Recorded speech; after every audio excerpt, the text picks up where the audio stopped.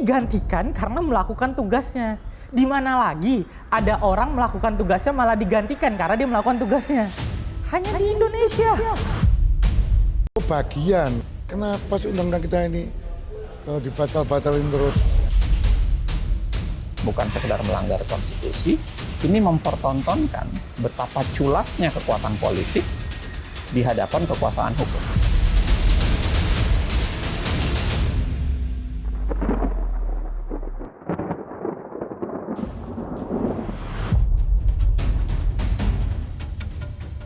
Mahkamah Konstitusi kini sedang diterpa angin kencang. Bila tidak berakar kuat, kuat benar, ada dua kemungkinan yang terjadi.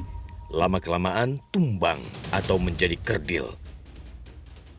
Pertama dalam sejarah, 1 Februari lalu, 9 hakim Mahkamah Konstitusi dilaporkan ke polisi dengan dugaan pemalsuan putusan. Tidak hanya 9 hakim, Ziko Simanjuntak juga melaporkan 2 panitera MK dalam perkara yang sama. 11 orang tersebut dilaporkan dalam dugaan pemalsuan putusan atas perkara pengujian Undang-Undang Nomor 7 Tahun 2020 tentang Mahkamah Konstitusi. Kuasa hukum pelapor menduga tindak pidana pemalsuan putusan MK sengaja dilakukan dengan motif tertentu.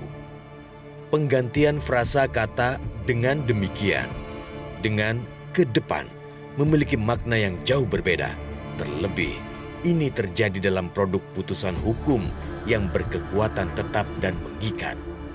Dengan demikian, itu artinya bahwa pemberhentian Aswanto itu tidak konstitusional, inkonstitusional, tidak berdasarkan undang-undang gitu. Lalu kemudian jika itu diganti dengan ke depan, itu bermakna menjadi bahwa yang penggantian Aswanto saat ini itu tidak apa-apa gitu, tidak masalah. Tapi ke depannya nanti tidak boleh begitu lagi, harus sesuai undang-undang. Itu kan berarti kalau misal MK menyetujui ke depan, otomatis ini sudah melanggar hukum dong, ya kan? Sudah melanggar hukum, yang mana sesuai undang-undang itu tidak ada aturan seperti itu gitu. Itu sudah melanggar. Perkara ini sebenarnya bermula dari uji materi 3 pasal dalam Undang-Undang Mahkamah Konstitusi yang dilayangkan advokat Ziko Simanjuntak. Ziko mempertanyakan posisi independensi hakim dalam pasal-pasal tersebut. Namun pada 23 November 2022, Majelis Hakim Konstitusi menolak permohonannya. Advokat muda ini tidak menampik. Gugatannya menyikapi penggantian dan pencopotan Hakim Konstitusi Aswanto pada September 2022 lalu. Penggantian Aswanto dinilai mengangkangi aturan dan syarat kepentingan politis.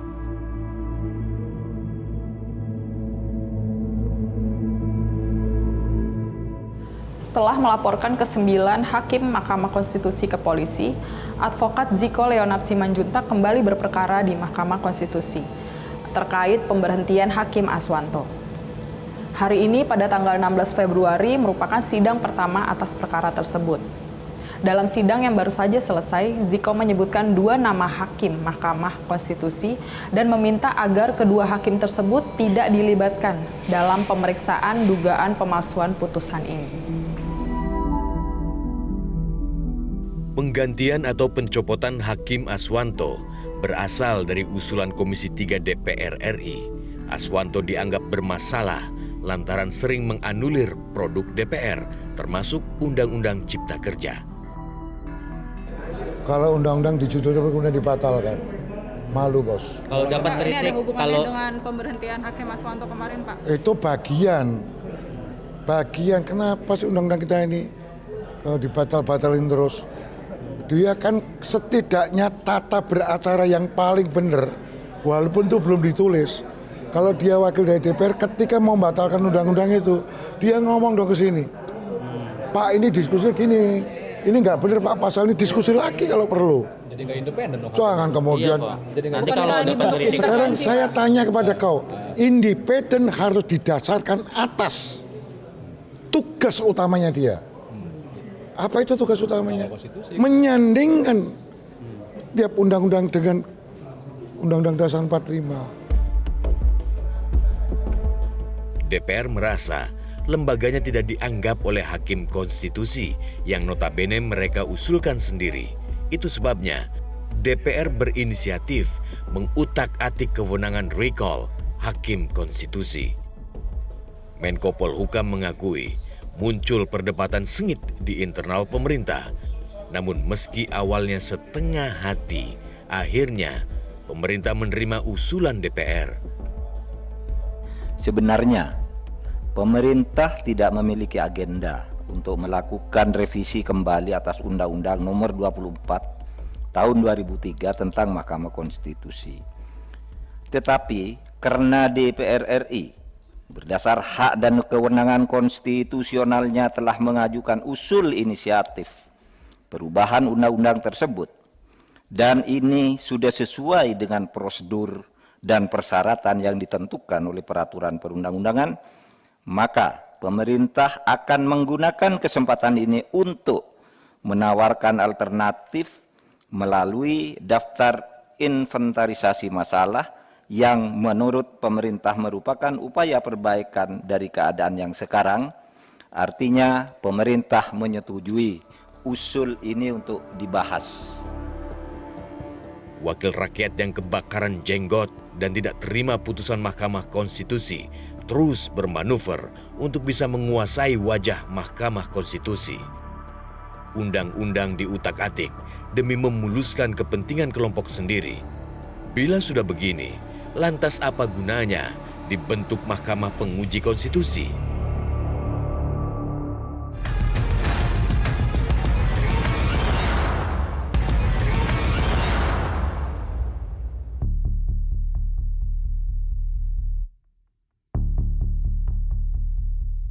Mahkamah Konstitusi adalah lembaga negara yang sangat strategis fungsi dan kewenangannya. Lembaga ini berwenang menguji Undang-Undang Dasar 1945, menguji sengketa kewenangan lembaga negara, memutus pembubaran partai politik hingga memutus perselisihan hasil pemilu. Mahkamah Konstitusi juga wajib memberikan putusan atas pendapat DPR terkait dugaan pelanggaran oleh Presiden dan Wakil Presiden. Dengan posisinya yang strategis tersebut, sudah seharusnya Mahkamah Konstitusi ini bersifat independen dan terbebas dari segala macam bentuk intervensi. Namun, faktanya masih saja ada upaya-upaya untuk mengkerdilkan kewenangan tersebut. Mahkamah Konstitusi sedang tidak baik-baik saja. Salah satu pemegang kekuasaan kehakiman kini sedang diobok-obok. Perlahan namun pasti, kemerdekaan Mahkamah Konstitusi terancam dikebiri. Kini, pasal 24 Undang-Undang MK diusulkan DPR untuk direvisi.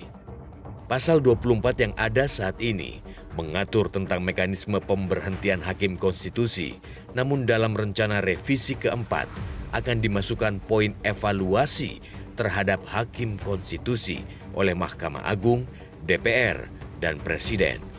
Evaluasi dilakukan per 5 tahun jabatan, namun juga bisa sewaktu-waktu berdasarkan pengaduan masyarakat. Ini inisiatif DPR, udah dibahas sejak bulan Februari 2022. Panjang ini urusannya. Jadi urusan kehakiman adalah urusan penegakan hukum yang paling utama. DPR mengkoreksi diri karena banyaknya judicial review undang-undang dari DPR. Kesalahannya apa, kita lakukan list agar supaya terjadi perbaikan ke depan. Oleh karena itu pembahasan tidak bisa semena-mena, secepat-cepatnya nggak ada. Pemerintah mengajukan 71 DIM, kan gitu loh. Dengan substansi baru 19. DPR sama juga, kira-kira seimbang. Jadi kita ingin penegakan hukum di MK benar-benar clear. Bagaimana menerjemahkan Undang-Undang Dasar 45 clear. Karena sesungguhnya tugas terutama dan paling utama bagi MK adalah menyandingkan undang-undang dengan Undang-Undang Dasar 45. Jangan kemudian membatalkan undang-undang itu dengan undang-undang yang ada. Apakah pernah kejadian Pak Pacul? Pernah. Gitu loh. Undang-undang mana tuh? Ciptaker lah. Masa dibandingkan dengan undang-undang Pak pembentukan peraturan perundangan. Jangan begitu dong. Apakah artinya nanti Hakim MK bisa diberhentikan? Hari ini saya tidak akan bisa bicara untuk itu karena pembahasan juga baru dimulai nanti masa sidang mendatang. Tapi kan salah satunya mengevaluasi hakim. Nah, itu tuh selalu dikhawatir. Mengevaluasi anda hakim-hakim tidak menjalankan tugasnya. Oke. Nah, tugas-tugasnya peraturan MK sekarang kan kita baca semua. Supaya kita clear. Hakim konstitusi memang diusulkan oleh 3 lembaga, yaitu Mahkamah Agung, DPR, dan Presiden. Secara komposisi, masing-masing lembaga mempunyai wakil 3 orang di Mahkamah Konstitusi. Dan Aswanto adalah satu di antara 3 hakim konstitusi yang diusung oleh DPR. Aswanto sebenarnya adalah hakim konstitusi kawakan. Ia sudah 2 periode menjabat sejak tahun 2014 hingga 2019. Kemudian kembali terpilih di periode 2019-2029. Namun apa daya, posisi Aswanto dicongkel oleh lembaga pengusungnya sendiri. Peneliti Indonesia Corruption Watch melihat penggantian Aswanto adalah bentuk intervensi terhadap Mahkamah Konstitusi. ICW juga melaporkan Ketua Komisi 3 DPR ke Badan Kehormatan Dewan. Mahkamah Konstitusi adalah lembaga kekuasaan kehakiman yang mestinya independen dan juga objektif ketika memutuskan. Jangan justru dijadikan sandera politik oleh cabang-cabang kekuasaan tersebut dengan mekanisme misalnya untuk merecall hakim-hakim konstitusi jika mereka tidak sepakat. Bukan itu aturan mainnya. Lembaga MK bukan lembaga di bawah DPR maupun di bawah Presiden. Kita tidak sedang berbicara soal apakah Guntur Hamzah seseorang yang layak sebagai hakim MK atau tidak. Tapi proses dari awal ini sudah bermasalah, melanggar hukum. Maka dari itu, kami ingin fokus pada proses formilnya. Kalau proses formilnya benar, tentu materialnya juga akan benar, akan mengikuti formilnya. Tapi kalau formilnya bermasalah, maka fit and proper pengangkatan Guntur Hamzah adalah tindakan yang membangkangi substansi peraturan perundang-undangan. Sejak berdiri tahun 2003 hingga kini, Mahkamah Konstitusi telah memutus sedikitnya 1.613 perkara pengujian undang-undang. Sepanjang 20 tahun, sebanyak 297 perkara dikabulkan oleh hakim atau 18,41% dari permohonan pengujian. Kalau rata-rata per tahun ada 14 perkara pengujian undang-undang yang dikabulkan oleh Mahkamah Konstitusi, apakah DPR sebagai pemegang kuasa undang-undang juga berhak marah? Lantas di mana hak publik untuk menguji produk undang-undang demi mencari keadilan?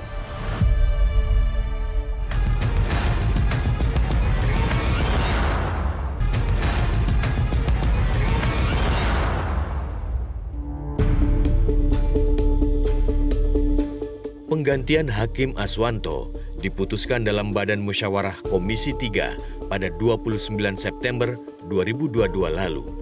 Usulan ini akhirnya disahkan dalam rapat paripurna DPR di hari yang sama.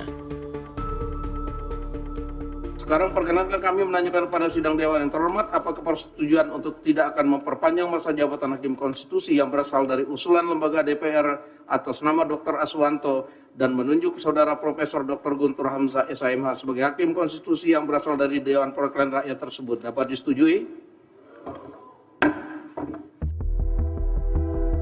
Sebagai gantinya, di hari yang sama juga DPR menunjuk Guntur Hamzah menjadi Hakim Konstitusi. Pengangkatan Guntur sebagai Hakim Konstitusi pengganti cukup menuai kontroversi.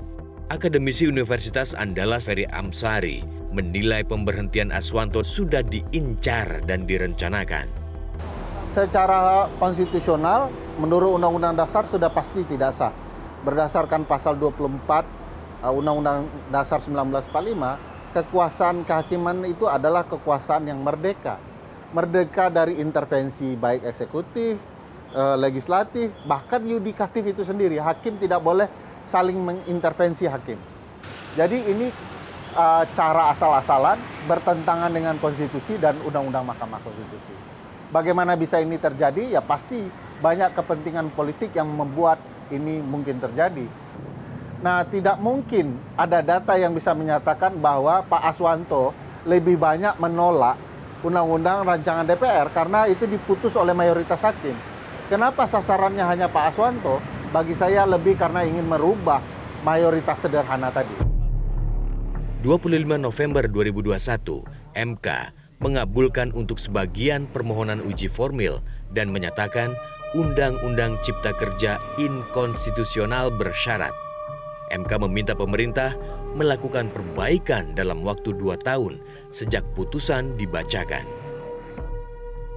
Menyatakan pembentukan Undang-Undang Nomor 11 Tahun 2020 tentang Cipta Kerja bertentangan dengan Undang-Undang Dasar Negara Republik Indonesia tahun 1945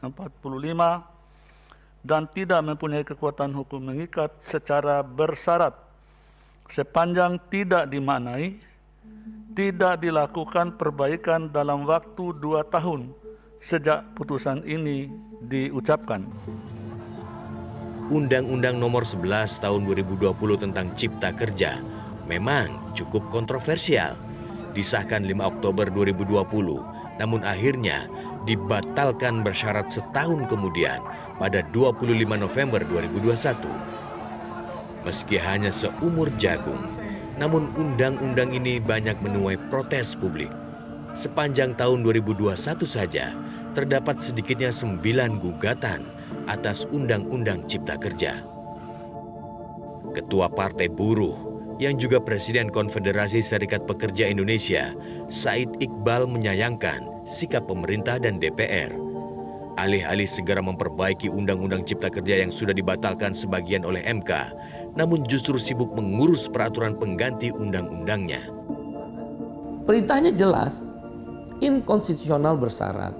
Artinya, secara uji formil, terbukti bahwa Undang-Undang Cipta Kerja yang lalu tidak melalui sebuah proses public hearing, tidak melalui proses partisipasi publik, tidak melalui satu proses ada keberpihakan terhadap perlindungan, baik tenaga kerja, petani maupun perlindungan untuk orang-orang kecil. Maka MK berpendapat dia inkonstitusional. Biasanya kan konstitusional bersyarat. Ini inkonstitusional bersyarat. Bahkan saya menjadi saksi fakta.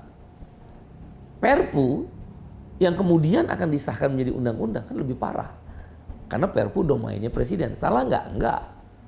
Kalau DPR memposisikan dirinya seperti itu, kalau saya bilang sampai disahkan, ya berarti benar. Pak turut, tukang stempel, dan kami mesti tidak percaya. Pakar Hukum Tata Negara Zainal Arifin Mohtar menilai usulan revisi Undang-Undang Mahkamah Konstitusi yang kini digodok lembaga legislatif tidak ada urgensi yang jelas. Belait pemberhentian hakim di tengah masa jabatan adalah manifestasi intervensi yang kebablasan. Jadi secara politis saya mau bilang bahwa kekuatan politik yang ada di DPR ternyata ya setali 3 uang dengan kekuatan politik yang ada di pemerintah, sehingga proses pergantian Aswanto itu terjadi. Nah, hebatnya lagi proses pergantian Aswanto yang sedemikian rupa ini itu kemudian mau dinormakan di dalam revisi yang Anda tanyakan tadi, dalam revisi undang-undang, revisi keempat Undang-Undang Mahkamah Konstitusi. Jangan lupa loh, kalau kita pakai prinsip-prinsip independensi kekuasaan kehakiman yang ada di berbagai belahan dunia, ada di konvensi internasional, ada di resolusi PBB, itu selalu standarnya sama. Bahwa pemberhentian hakim hanya bisa dilakukan oleh 2 alasan. Satu alasannya adalah karena kehabisan masa jabatan, berkaitan dengan masa jabatan. Dan yang kedua adalah karena dia melakukan bad behavior. Bad behavior-nya itu etik. Pemberhentian di tengah jalan ini bukan sekedar melanggar undang-undang, bukan sekedar melanggar konstitusi. Ini mempertontonkan betapa culasnya kekuatan politik di hadapan kekuasaan hukum. Namun Ketua Komisi 3 DPR bersikeras lembaganya hanya ingin menegakkan aturan dan DPR adalah pemegang kuasa undang-undang. Undang-undang 7 Februari 2022 kok ciptaker sopo. Jadi ini bukan bentuk intervensi Pak dari DPR terhadap Mahkamah Konstitusi. Kalau kamu menganggap itu intervensi, itu nanti bentuknya undang-undang. Undang-undang itu juga mengintervensi kehidupanmu. Realitas menghitung, sepanjang tahun 2014-2022 terdapat 146 perkara pengujian undang-undang yang dikabulkan oleh MK. Namun perkara yang ditolak jumlahnya lebih besar lagi, yaitu 395 kasus.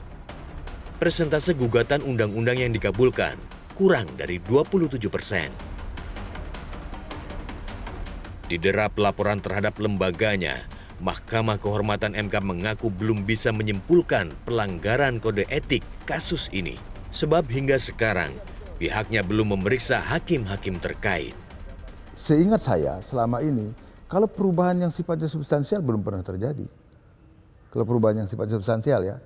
Tapi kalau perubahan redaksi gitu loh, bahkan mengubah satu kalimat gitu atau mengubah satu frasa, jangankan satu frasa, mengubah satu kalimat pun, tetapi tidak mengubah alur logika, koherensi bernalar dari pertimbangan hukum putusan itu seingat saya belum pernah terjadi. Nah itu. Tapi kan perubahan nalar itu bisa terjadi, tidak perlu satu kalimat, tidak satu kata pun bisa mengubah itu kan gitu. Nah ini yang perlu kita dalami. Nah ini yang perlu kita dalami lebih jauh. Kalau dilihat potensi pelanggaran kode etiknya itu kan kami harus masih membutuhkan beberapa keterangan lagi. Karena kami belum sampai pada pemeriksaan hakimnya. Belum sampai. Batas waktu perbaikan Undang-Undang Cipta Kerja yang dibatalkan sebagian oleh MK tinggal 8 bulan lagi. Namun kini, DPR justru sibuk mengurus revisi keempat Undang-Undang MK, lembaga yang membatalkan Undang-Undang Cipta Kerja. Panja revisi Undang-Undang MK akan digelar setelah 13 Maret nanti. Intervensi kekuasaan bertopeng mekanisme evaluasi hakim konstitusi nampaknya akan segera terrealisasi. Kemerdekaan hakim konstitusi memutus perkara pengujian undang-undang terancam di bawah kontrol kekuasaan. Ujung-ujungnya nanti, kedudukan Mahkamah Konstitusi sebagai lembaga negara pengawal konstitusi yang berwenang memutus di tingkat pertama dan terakhir hanya tinggal ilusi.